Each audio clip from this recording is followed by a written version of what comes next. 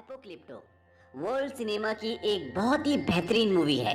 इस मूवी में माया लैंग्वेज का यूज किया गया है, जिसकी वजह से इस मूवी की भाषा किसी को समझ नहीं आती, लेकिन इसे इतने अच्छे तरीके से डायरेक्ट किया गया है कि इसमें भाषा की जरूरत ही नहीं पड़ती।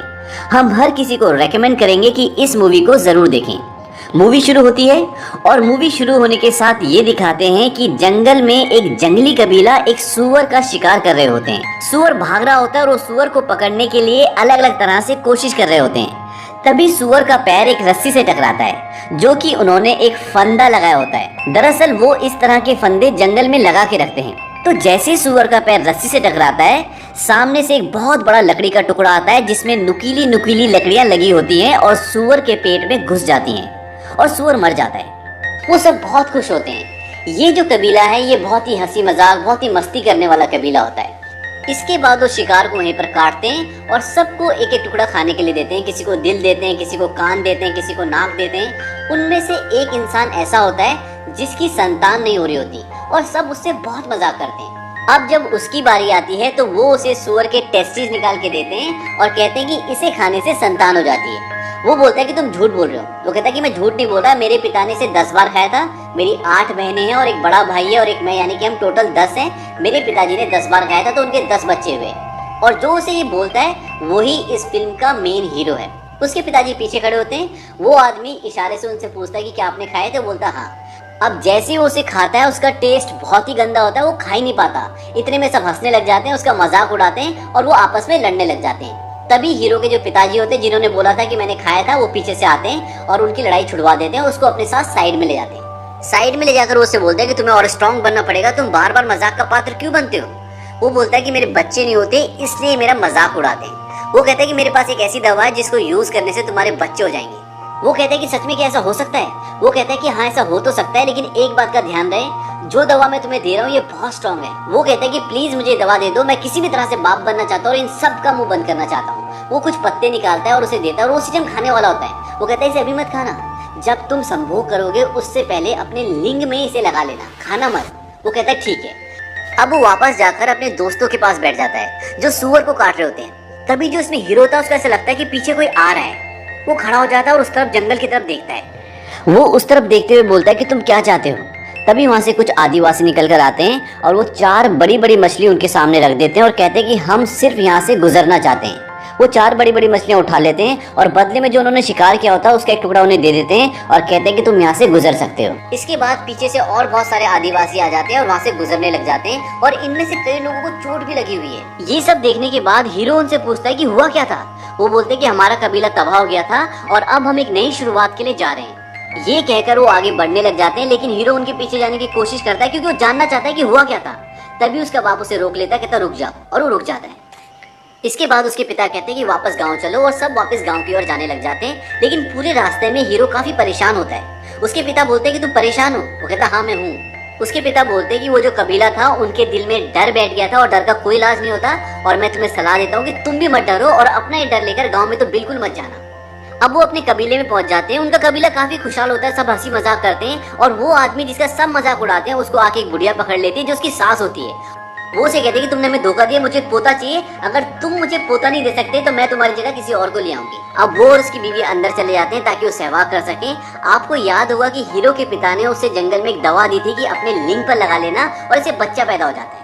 अब जैसे ही वो उसे अपने लिंग पर लगाकर सहवास करना शुरू करता है तो उन दोनों को बहुत जलन होना शुरू हो जाती है। दरअसल वो कोई दवा नहीं होती बल्कि वो मिर्ची का पाउडर होता है और वो दोनों बाहर भागते हैं और सब उन पर बहुत हंसते हैं, बहुत मजाक उड़ाते हैं।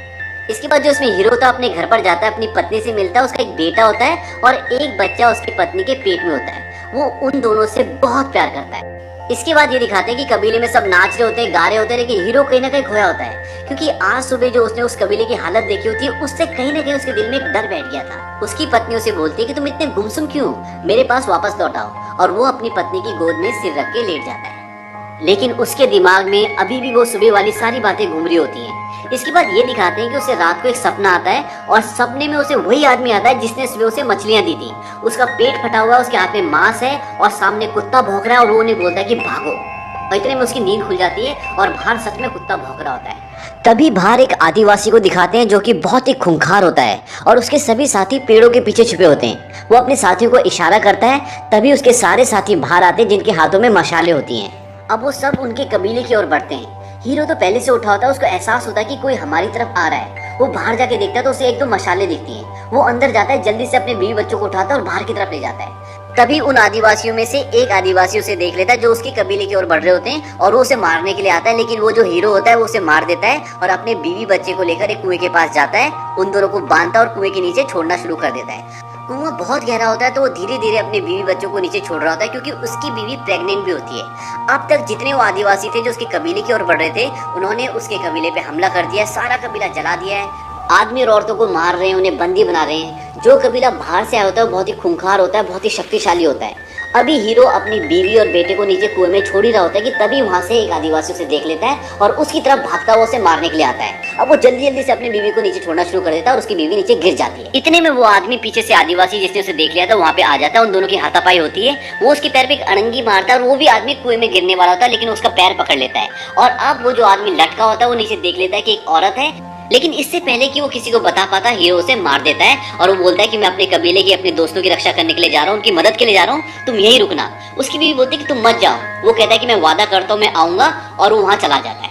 लेकिन वहां से जाने से पहले वो एक बहुत बड़े पत्थर में एक रस्सी बांध देता है और उसका एक छोर कुएं के अंदर डाल देता है ताकि अगर वो ना भी आ पाए तो उसकी बीवी और बच्चे उस रस्सी के सहारे से ऊपर आ जाए। अब वो अपने दोस्तों की मदद के लिए जाता है। वहाँ वो उनसे खूब फाइट करता है। इतने में जो उनका एक मेन सिपे सलार होता है, हीरो की उससे फाइट हो जाती है, मुठभेड़ हो जाती है और वो चाकू लेके हीरो को मारने वाला होता है, लेकिन हीरो उसका चाकू पकड़ लेता है और उल्टा उसी मारने वाला होता है, मरने वाला होता है।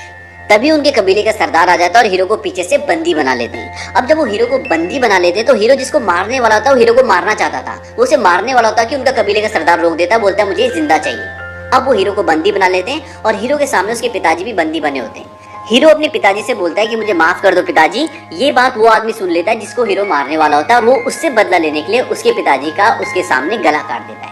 इसके बाद वही आदमी जिसने उसके पिताजी को मारा होता है लकड़ी के हथियार से हीरो के मुंह पे बहुत जोर से मारता है और वो बेहोश हो जाता है। सुबह जब हीरो को होश आता है तो वो देखता है कि गांव के सारे जवान आदमी और जवान औरतों को बंदी बनाया होता है और वो उन्हें कहीं ले जाने की तैयारी कर रहे होते हैं। तभी हीरो कुएं की तरफ देखता है। जब वो हीरो कुएं की तरफ देख रहा होता है तो वही आदमी जिसने उसके पिताजी को मारा था वो उसे देख लेता है और उसे शक होता है कि कुएं में उस तरफ कोई है। वहां जाकर वो देखता है तो उसके एक साथी की लाश पड़ी होती है जिसको हीरो ने मारा होता है। अब वो कुएं के अंदर झांकता है तो कुएं के अंदर उसे कुछ नहीं दिखता क्योंकि हीरो की जो वाइफ अंदर होती है उसे पता चल जाता है कि ऊपर कोई है और वो अंदर एक सुरंग टाइप की होती है, वहां पर अपने बेटे को लेकर छुप जाती है। लेकिन उसे अभी भी शक होता है कि कुएं के अंदर कुछ ना कुछ गड़बड़ तो है क्योंकि उसमें एक रस्सी भी लगी होती है। इसके बाद वो क्या करता है, एक बहुत बड़ा पत्थर उठाता है और कुएं के अंदर फेंक देता है और रस्सी को काट के वापस आ जाता है। अब जितने भी लोगों को उन्होंने बंदी बनाया होता है उन्हें वहाँ कबीले से लेकर निकल पड़ते हैं। रास्ते में उन्हें वो लोग भी मिलते हैं जो सुबह उन्हें मिले थे जिन्होंने उन्हें मछली दी थी। उन लोगों को भी बंदी बनाया होता है और उनके साथ उनको लेकर आगे निकल पड़ते हैं, लेकिन वो बच्चों को वहीं छोड़ देते हैं। अब वो कबीले से निकलने के बाद एक बहुत लंबी जर्नी तय करते हैं। रास्ते में नदी आती है, पहाड़ आते हैं, जंगल आता है और इस पूरी जर्नी में बहुत अच्छे सीन्स हैं। जब आप मूवी देखोगे तभी आपको ये सीन्स समझ में आएंगे। अब ये लंबी जर्नी तय करने के बाद फाइनली वो उस जगह पर पहुंच जाते हैं जहां पर उन्हें पहुंचना था। अब बाहर बहुत सारी लाशें पड़ी होती है, वहाँ कुछ बीमारी फैली होती है, वहाँ पर एक बच्ची भी होती है। तो बच्ची कुछ भविष्यवाणी करती है। वो बोलती है कि पता है तुम कैसे मरोगे? कहती है कि बहुत ही जल्दी पवित्र समय आने वाला है, दिन में अंधेरा हो जाएगा तो तुम लोग अंधेरे से सावधान रहना। उन लोगों को बोलती है जो वहाँ के आदिवासी होते हैं, जो उन्हें पकड़ के लेके आते हैं, मतलब जो विलन होते हैं। वो कहते हैं कि तुम्हें यहाँ पर किसी एक की वजह से बाहर ले जाएगा और तुम सबका अंत हो जाएगा, तुम्हारी इस दुनिया का अंत हो जाएगा। इसके बाद वो आगे जाते हैं तो देखते हैं वहाँ उनके जैसे हजारों लोग बंदी हैं जो वहाँ मजदूरी कर रहे होते हैं। उनकी हालत बहुत खराब होती है, कोई खून की उल्टियाँ कर रहा है, कोई बीमार है, लेकिन वो उन्हें वहाँ नहीं छोड़ते और एक गांव से होते हुए उन्हें आगे ले जाते हैं। इस गांव में भी सभी मजदूर और बंदी लोग होते हैं। अब उन्हें एक चबूतरे पर ले जाया जाता है और उनके पूरे शरीर में नीले रंग का पेंट लगाया जाता है। यहाँ पर वो लोग भी होते हैं जिनके गुलाम होते हैं और यहाँ पे कबीले के सरदार का स्वागत भी किया जाता है जो इन सब को यहाँ तक बंदी बनाकर लाया है। एक आदमी पूछता है कितने बंदी हैं? कबीले का सरदार बोलता है कि मेरा बेटा बताएगा, पर इस बार पैसे अच्छे देना। वो व्यापारी बोलता है कि हमेशा की तरह पैसे अच्छे मिलेंगे। मतलब यहाँ पता चलता है कि ये लोग इनको जंगल से पकड़कर बेचने के लिए लाते हैं। अब वो उनकी सारी औरतों को ऊपर खड़ा करके उनकी बोली लगाकर उन्हें बेच देते हैं। इसके बाद जितने भी बंदी आदमी होते हैं वो उन्हें वहाँ से एक जगह ले जाते हैं। वहाँ बहुत भीड़ होती है और ढोल नगाड़े बज रहे होते हैं और लोगों की गर्दन काटकर उनकी बलि दी जा रही होती है। ये लोगों की बलि देकर भगवान को खुश करने की बात कर रहे होते हैं। तभी वो उनमें से जिन्हें अभी अभी पकड़ कर लाए हैं, एक को लिटाते हैं और उसकी छाती को चाकू से चीर कर उसका दिल निकाल लेते हैं और उसका सिर काटकर सीढ़ियों से नीचे धक्का दे देते हैं। अब हीरो की बारी आती है और जैसे ही वो उसका दिल निकालने वाले होते हैं तभी सूर्य ग्रहण हो जाता है और वो रुक जाते हैं। इसके बाद वो कुछ मंत्र पढ़ते हैं और सूर्य ग्रहण खत्म होने के बाद उन सब को दूसरी जगह ले जाते हैं। यहाँ एक बहुत बड़ा ग्राउंड होता है और दूर ग्राउंड के अंत में झाड़ियाँ होती है और झाड़ियों के पास जंगल। वो उन्हें बोलते हैं तुम भागो और अपने जंगल चले जाओ। अब जो उन्हें यहाँ पकड़ कर लाए हैं उनका सरदार अपने बेटे को झाड़ियों के पास भेज देता है ताकि अगर कोई वहाँ पहुँचे तो उसे सरदार का बेटा मार दे। अब वो दो लोगों को भागने के लिए बोलते हैं। वो भागते हैं और पीछे से वो खूंखार लोग उन्हें तीर और भाले से निशाना बनाते हैं और एक की मौत हो जाती है और दूसरे को भी तीर लग जाता है और वो भी गिर जाता है। अब वो हीरो और एक और आदमी को भागने के लिए बोलते हैं। वो दोनों जिगजैग भागते हैं पर एक के सिर पर तीर लग जाता है और वो मर जाता है। अब हीरो झाड़ियों तक पहुंचने ही वाला होता है कि कबीले का सरदार पीछे से तीर मारता है और हीरो की पीठ के वो आर पार हो जाता है और वो गिर जाता है, लेकिन वो मरा नहीं होता। अब सरदार का बेटा जो पहले से वहाँ होता है वो उसे मारने ही वाला होता है कि वहीं पर एक और घायल पड़ा हुआ आदमी उसका पैर खींचकर उसे गिरा देता है और हीरो को बोलता है कि तुम भाग जाओ। लेकिन कबीले के सरदार का बेटा अपने हथियार से पहले उस आदमी को मारता है जिसने उसे गिराया होता है और फिर हीरो को। इसके बाद वो अपना चाकू निकालता है और जैसे वो हीरो को मारने वाला होता है हीरो उसका हाथ पकड़ लेता है और जो तीर उसे लगा होता है उसने उसकी नोक पहले ही तोड़ ली होती है और वो उससे उसका गला चीर देता है और हीरो वहाँ से भाग जाता है। अब कबीले का सरदार और बाकी के लोग भी वहाँ पहुँचते हैं, लेकिन सरदार का बेटा मर जाता है।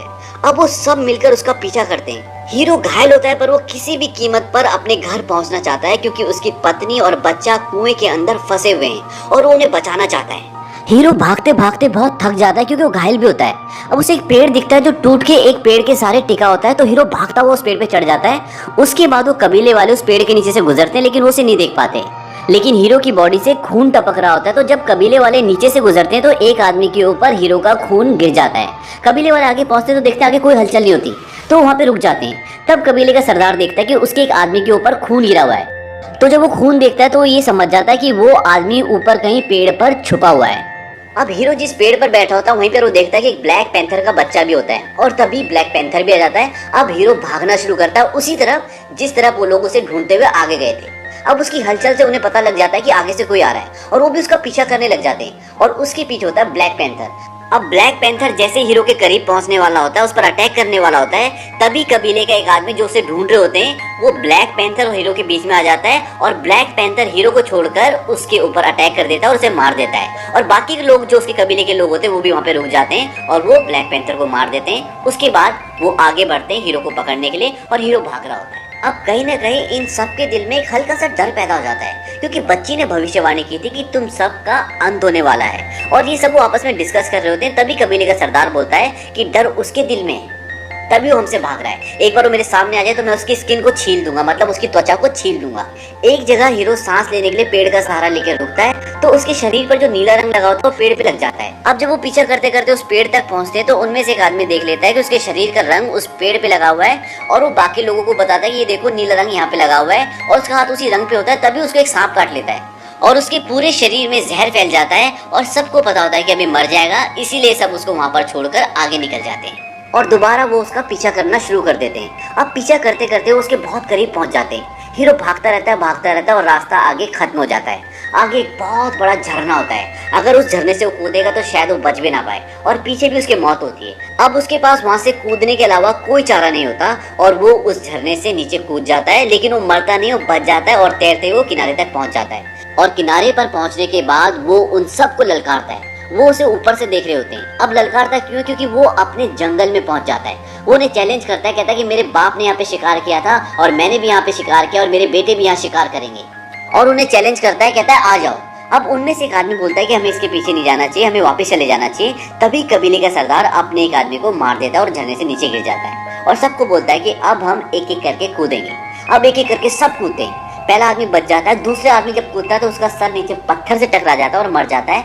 इसके बाद सभी कूदते हैं और बच के वो किनारे तक आ जाते हैं और दोबारा उसका पीछा करना शुरू कर देते हैं। अब वो भागते भागते दलदल में गिर जाता है और बड़ी मुश्किल से बाहर निकलता है वो बाहर निकलकर एकदम शांत खड़ा हो जाता है और बोलता है मैं जैगुआर पॉ हूँ। इस मूवी में हीरो का नाम जैगुआर पॉ होता है। तो वो बोलता है कि मैं जैगुआर पॉ हूँ और ये जंगल मेरा है और मुझे किसी का डर नहीं है। अब वो लोग उसे ढूंढते ढूंढते आगे बढ़ रहे होते हैं, तभी वो खुद उनके सामने आ जाता है और उसने अपने सिर के ऊपर पत्ते में लिपटा हुआ मधुमक्खी का एक बहुत बड़ा छत्ता पकड़ा हुआ होता है।